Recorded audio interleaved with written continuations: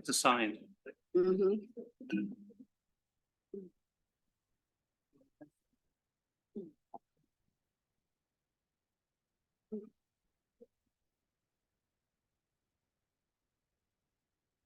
We're gonna do roll call and pledge of allegiance. We do all that too, right? Yes. All right, I'd like to call to order the special city council meeting. Today is September 19th, it's 5 p.m. Please join me in the pledge of allegiance.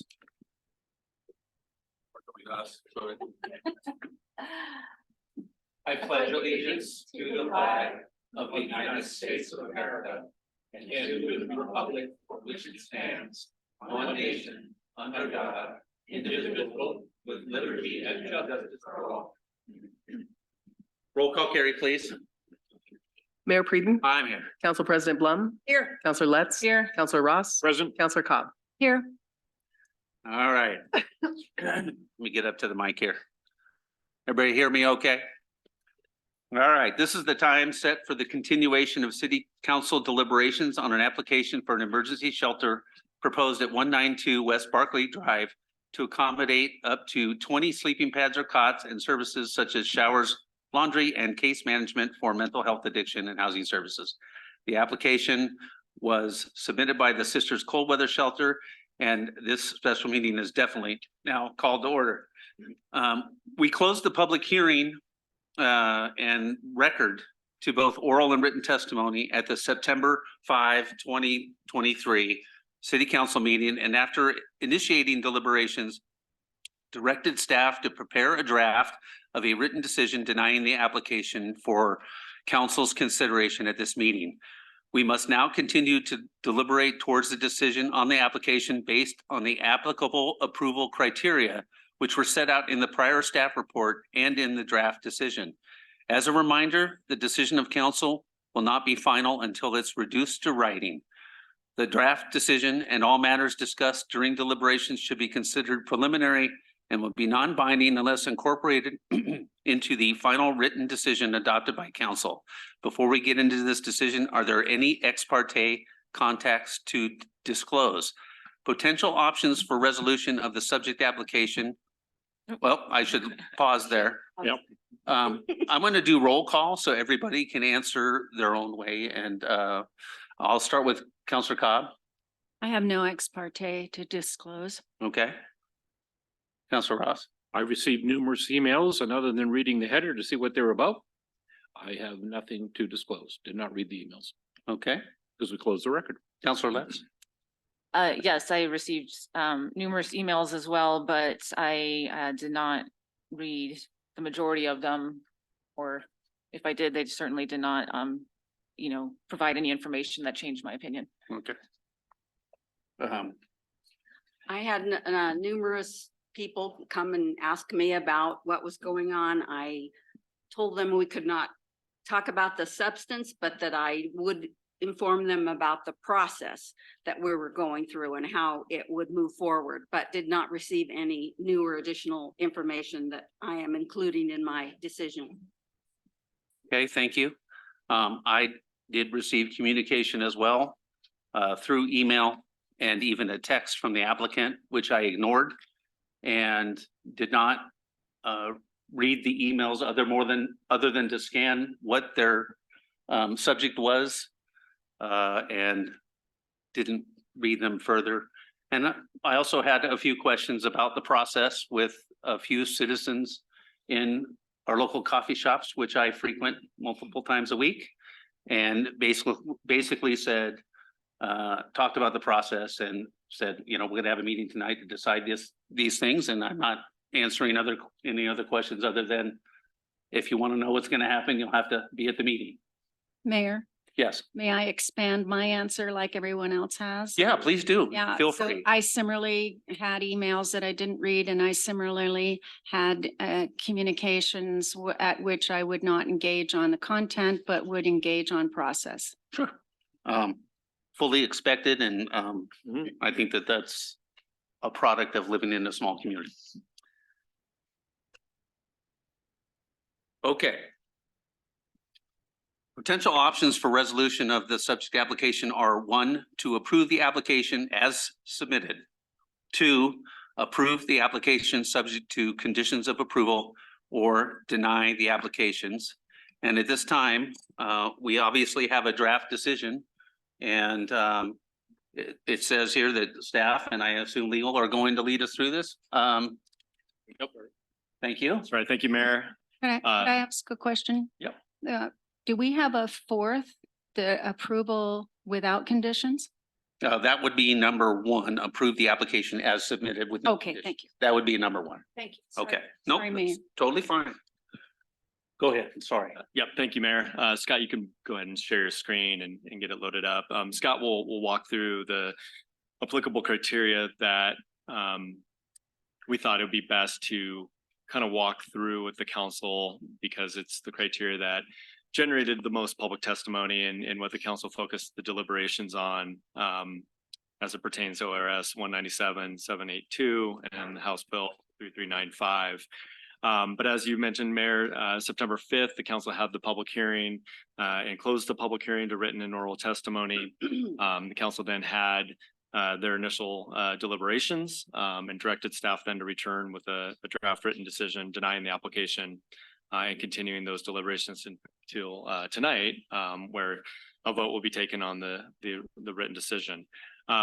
There is a set of criteria in the bill. And like I said, what we wanted to kind of focus on for the conversation and as the council kind of reviews the findings with staff is the areas that the council felt that the application did not meet the criteria in the legislation or House bill. And so Scott will kind of walk through those sections and kind of frame the conversations around that. And you can follow along in the findings too. We don't plan to read the written decision verbatim, but we hope throughout this process you'll be able to ask questions, review it as we summarize it. Thank you. All right. Scott Woodford, Community Development Director for the city. As Jordan mentioned, I will just focus on the areas that were touched on at the last meeting. It's not my intent to go through each criteria. Some of the criteria were objective criteria that you guys did not have any comment on, and some others you didn't touch on. So the intent is just to take what we heard at that meeting and kind of give a high level summary of what the finding document that you have in front of you that goes into much more detail in terms of how these how the application did or did not meet the criteria. So it's just going to be kind of more of a summary and just to kind of give a flavor of what the areas of concern were, and also give the public an idea of what those were. And like I said, that there's much more detail in the actual findings. So we'll just roll through those. Just to refresh everybody's memory, kind of the overriding part of the legislation is that a local government shall approve an application for the development or use of land for an emergency shelter if the emergency shelter meets a host of criteria. One of the ones that the council had most discussion on and concern with included whether the proposal has adequate transportation access to commercial and medical services. And again, this isn't a criteria that speaks to whether the medical services or commercial services themselves are adequate, just that the transportation to and from is or isn't. So I'll just read a kind of a summary. Council's finding, without any guidance or any well-developed definition for council to adopt, council finds that transportation access is only adequate if it is reasonably safe, convenient, and reliable. And council must balance the various modes of transportation to arrive at a conclusion as to whether the generic and seemingly all-encompassing term transportation access is adequate. So council found that the details of not finding compliance with that included that the subject property lacked sidewalk access in front of the building, and in quite a few areas getting to and from commercial services and medical services. There were gaps in the sidewalks that would cause people to have to walk in the streets. and no streetlights along many of the streets that somebody would take to access the property. Is in an area that is industrial and frequented by oversized vehicles, thereby causing an increased danger. And then along a street, Barclay Drive, that's slated for increased traffic in the future once the alternative route is put into play with the roundabout. Again, in addition, council found that the public transportation option is too sporadic to be adequate. So in summary, for this one, council finds that the proposed emergency shelter does not have adequate transportation to or from commercial and medical services. I have a procedural question. If a counselor doesn't agree with that particular finding, is that something you want to talk about now, or do you want it all summarized at the end? Well, I guess that's kind of up to you guys. It'd be kind of nice to know, are we so far off that it warrants additional discussion, or if it's more or less people are on board with it, and certainly at the end, everyone can register their final decision and objections to any particular finding. Okay. I mean, we have the choice is what I'm saying. So maybe it's good to summarize them all. And if we have issues, if anyone has an issue with a particular item, we can bring it up at the end and kind of go back to it and summarize it all together. Is that okay? Sure. We can listen to the whole thing. Okay. That's what we're going to do then. We'll, it's just kind of nice to know expectations of what everybody's going to do. Okay. Go ahead, Scott. Thank you. So the other major criteria that was subject to considerable discussion and concern by the majority of council related to whether the proposed shelter will not pose any unreasonable risk to public health or safety. In making their comments at the last meeting, and us as staff summarizing what we heard, there is that after fully considering the conflicting evidence in the record, the council finds that the proposed shelter poses the following unreasonable risks to public health or safety. Number one, council finds that the nature of the use and the proposed operational characteristics of the facility present a substantial probability that clients will access the proposed facility by walking or biking, that the current transportation infrastructure will place clients and motorists in compromising positions, particularly in winter conditions, and that the serious injury or deaths that may result from such interactions rises to the degree of an unacceptable risk, and that no mitigation to this risk was proposed by the applicant in the record. Continuing on, the issue of medical services was a concern brought up by council at the last meeting, in that council finds that there is substantial probability that clients of the facility will require medical services of an immediate but non-emergency nature, that there is a substantial probability that clients will not be able to access such services because they do not exist in the community, or because of inadequate transportation to locations where such services are provided. Therefore, there is a substantial probability that emergency services will be called upon to provide non-emergency medical services, which presents an unreasonable risk to the public health and safety of the community from misutilization of the limited emergency responder resources available to the community. And then the third area of concern related to unreasonable risk to public health and safety that council commented on at the last meeting was related to operational capacity, in that there's a lack of evidence provided by the applicant as to the operational capacity of the organization to safely operate the facility. There was considerable public testimony as to the public health and safety issues existing at other emergency shelters, and in council's view, insufficient evidence and explanation from the applicant as to why such issues would not occur at this facility.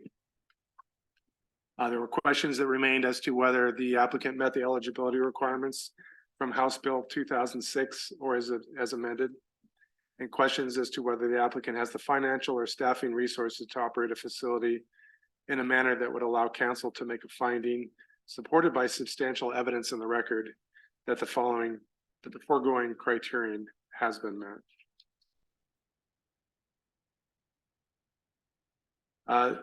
A third area of concern that was touched on a little bit by council, but maybe not in as much detail, was related to the eligibility criteria under the House bill, where it says emergency shelter allowed under this section must be operated by, in this case, an organization with at least 2 years experience operating as an emergency shelter using best practices.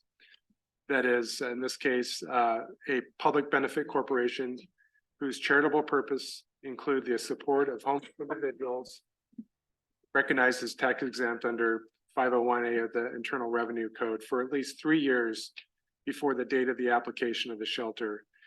Or if they couldn't meet these criteria, that they were a nonprofit corporation partnering with an entity that did meet those criteria. Again, council did not touch on these issues as much, but to refresh everyone's memory and to summarize what the area of discussion was, is that the 2 years of experience, the criteria is unclear in terms of how it was calculated, but for the purposes of this analysis, we assume that it's in aggregate of 2 years. In other words, 730 days of operation in aggregate.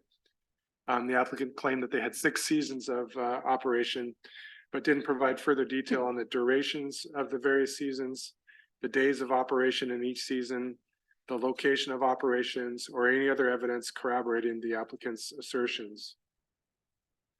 In the packet last time, city did provide documentation of the emergency declarations that were necessary to operate the emergency shelters in the city over the course of the last 4 to 5 years. If you were to add up all the days that those emergency declarations allowed use for, it would equal up to about 435 days. So based on that, council does not find that there to be substantial evidence in the record on which to find that the applicant has the requisite 2 years of experience.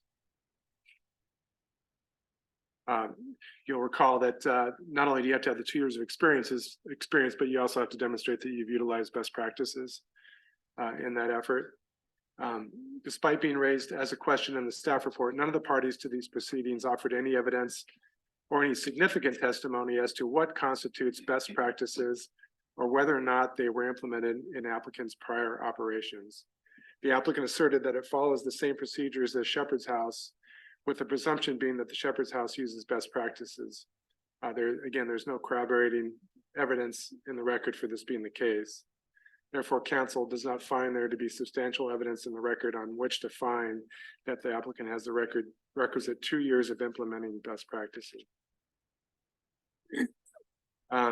So that ends the criteria that was discussed most often. Again, there is additional criteria in the staff findings.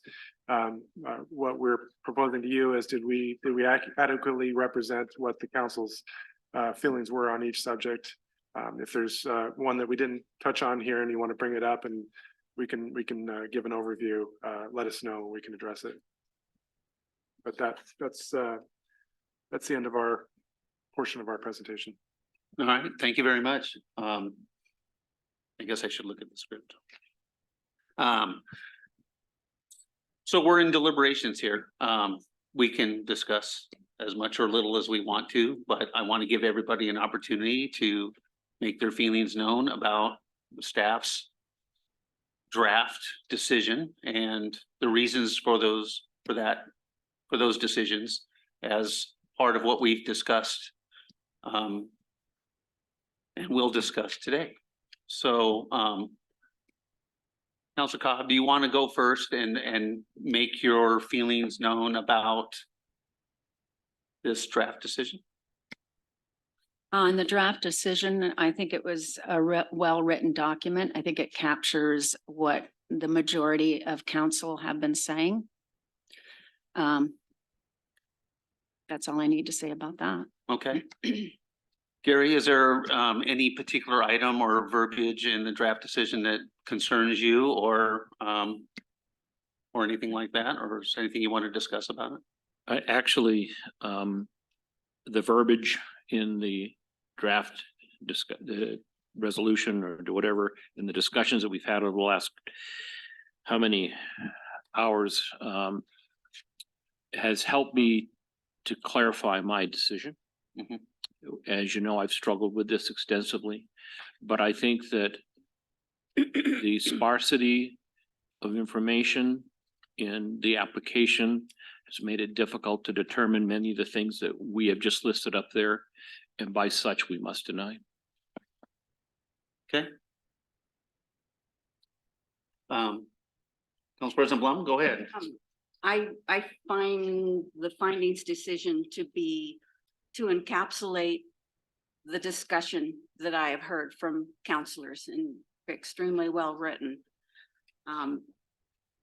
I originally believed that this project could be such a beneficial addition to our community that I was willing to approve the application with significant conditions to help mitigate the deficiencies that I saw in the application.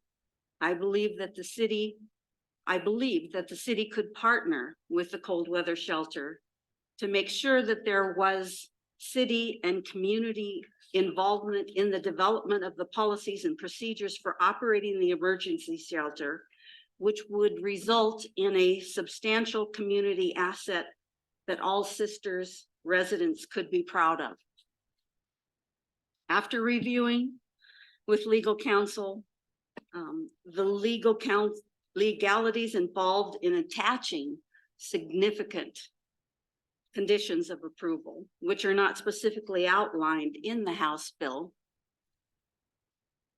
And after considering the substantial city resources that would be required to create and staff this kind of a partnership that I envisioned with the cold weather shelter, I have concluded that I cannot proceed with an approval of the application on this basis.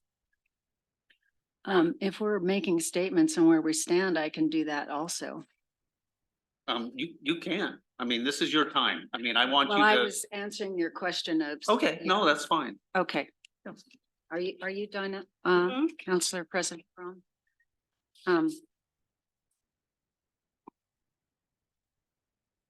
The way I see it, I'm here to represent the public, and that includes those who are unhoused. I am also here to follow the laws of country, state, county, and city. Relative to the Sisters Cold Weather Shelter, 2 state laws were written, one definitely designed to circumvent public input and bypass land use laws, and a follow-on second law made public input optional. The intent of the former in avoiding public scrutiny was due to a long history across all states of public outcry against homeless shelters in their community. Majority or not, the outcry would prevail. Council decided to alleviate the public pressure on city staff, to use land use laws as a process, and to allow a public engagement. We thus put ourselves into this politically fraught situation. In hindsight, I regret giving a nod to this because we have prolonged the process, wasted staff time and city money, and ended up convoluting what was meant to be a speedy application process. Council then followed ex parte law, meaning we were like members of a jury and could not engage on the topic of the shelter. Up until we closed public comment during our council meeting on 9/5/23, we had over 150 emails, articles, letters to the editors, and volumes of documents to read relative to the 2 laws and documents associated with the application. In retrospect, closing public comment window after a meeting in which we asked legal to write up a denial and thereafter could not hear from those not wanting a denial was not a good decision. We've had 2 executive sessions, 2 public meetings, and today's meeting. The inability to interact with the public due to ex parte, which is to assure we can vote on this topic and to assure the city or we individually are not sued, makes decision-making on this an isolating event. Yes, I have interacted with city staff and asked questions during public meetings, deliberations of legal, and the Sisters Cold Weather Shelter and council members, but then one spills over the documents alone. What I asked myself over and over while reading emails that suggested this or that requirement was not satisfied was, quote unquote, is it true? I would look for answers in the law, applicants' filings, consulted with staff and others brought forth in deliberation meetings on the requirements that could be objectively confirmed or denied as to compliance. I found the applicants satisfied the requirements.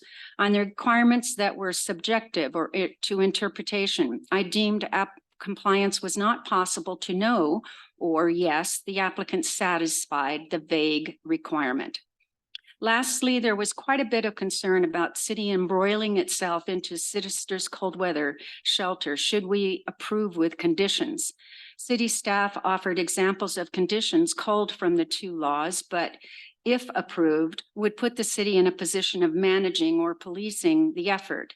I agree that adding more work to our limited city staff, or conversely, adding a new resource on staff for oversight of the Sisters Cold Weather Shelter is an unfair burden in the former instance and financially not sound in the latter. Therefore, my position is to approve the Sisters Cold Weather Shelter without conditions. All right. Thank you. Counselor Letts, you haven't had a chance to weigh in. I feel the draft findings are adequate. And, you know, I just want to say that a message I think that's really important to clarify to the community, in that this is a denial of this application. This is not a denial of shelters. This is not a denial of any of the applicant reapplying. You know, if they wanted to, or another organization, this has nothing to do with any of that. It is just on this application, nothing else. What I have learned in this process, which has been extremely emotionally draining for myself and my colleagues and staff. We've, you can't believe the number of hours that we put in on this issue over the last couple months, is that I was heartened by the communication and the, you know, the public comments. I know that there was the outliers that were a little brusque or creative or odd, but you know, I found the silver lining was that I never saw personally, I never saw anybody say anything that we shouldn't do anything. I saw many, many comments, even if they were against this application, they said, I believe in this cause and I want to help. And I saw many people step up and say that.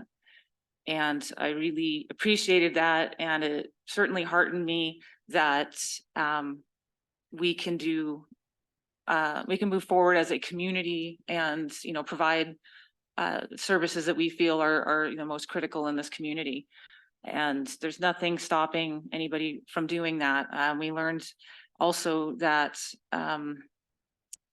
this state bill was very badly written and incredibly hard to interpret. And that made it very frustrating for our staff and council and applicants and everybody else.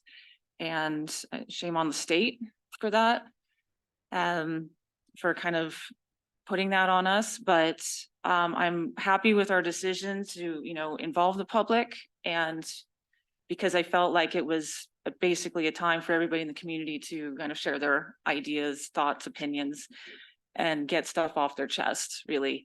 And I think honestly, it's a good place to move on to whatever the next thing is, to regroup. But like I said, a lot of interest in doing something, helping, and that really heartened me and, reinvigorated my faith in, the great people of Sisters and Sisters Country. Thank you. All right, and I'll go last. I want to thank staff and legal for putting this draft together in extremely short notice. It's only been 2 weeks since the last special meeting, and it's really only been the last 3 or 4 or 5 days to kind of boil it down to what the majority of council was kind of looking for. And so I think that, as Councilor Letts said, it's about this application. This is not an indictment of our community to punish the homeless or punish people that want to help homeless. This is an opportunity to deny an application for fairly narrow reasons that were very loosely laid out in House Bill 2006 and 3395. And what I see, as I mentioned at the last meeting, where there is always a middle ground, I think that that's the opportunity. The opportunity is to find common goals between the whole community, including business members, ordinary citizens who just want to donate their time, the houseless advocate groups, the city itself, and the cold weather shelter, maybe in a little different light. And I think everybody is invited to find out what that is. We don't know what that is right now. But our ears up here are wide open. Nobody likes having 100 homeless people in our forest. But what do we do with that? That's going to be the next question. What are we going to do together and do it the way that is best for everybody involved? And that's my summary of the situation. Unless anybody has any questions for legal or questions of staff, I think that we could probably entertain a motion to deny this application based on the findings that have been laid out that we've discussed. Just one quick, Go ahead. quick statement. Sure. I tried to be brief earlier. I won't be too long this time. As council knows, I struggled with this deeply. And as late as 4 o'clock yesterday, I was on the fence. I said I might abstain tonight. And that's because the information that was provided to make decisions wasn't there.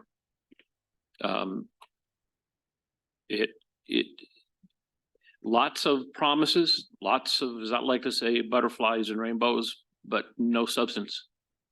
And I desperately wanted to find a way to approve this. But simply put, it was not in the material that was submitted to us, nor in the applicant testimony that was presented to us. And so the message for me is that be prepared, come to us with the information we need, rather than saying, we can do this. I don't doubt that you can, but that's not what we base our decisions on. We base our decisions on facts. We base our decisions on information, and we have to base our decisions on what is here.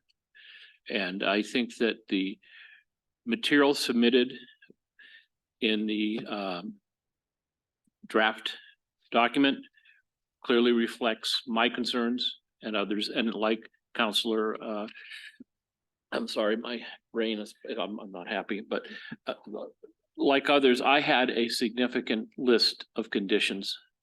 And like others, they were onerous, and like others, it would put a tremendous amount of pressure on staff, which I don't believe that's what this is supposed to do. Thank you. Okay, Good to go. I think we need to entertain a motion. I would suggest that it's option 3, based on what I've heard. I'll do it.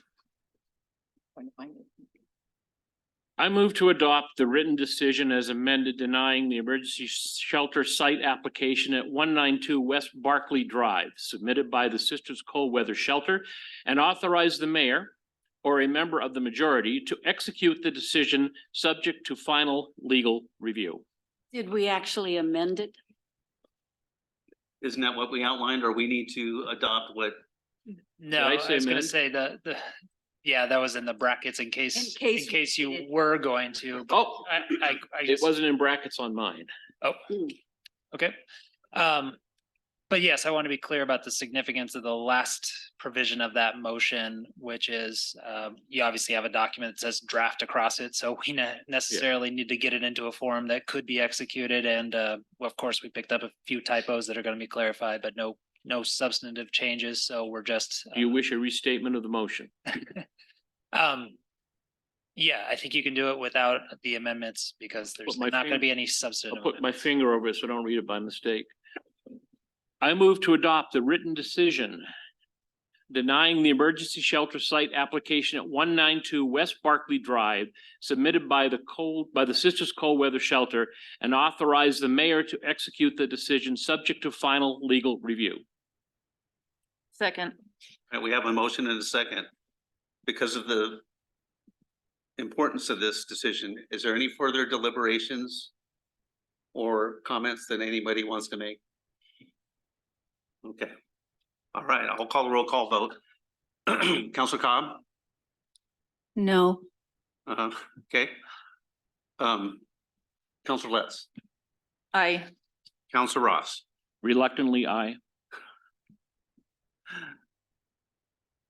Council President Blum? Aye. And I'm Mayor Frieden, and I am an aye. Is there anything else we need to clean up? Nope, like I said, we'll put it in a final form and we'll get the mayor's signature on it, and that will be the final action of the city on this matter. All right. Thank you. This meeting is adjourned.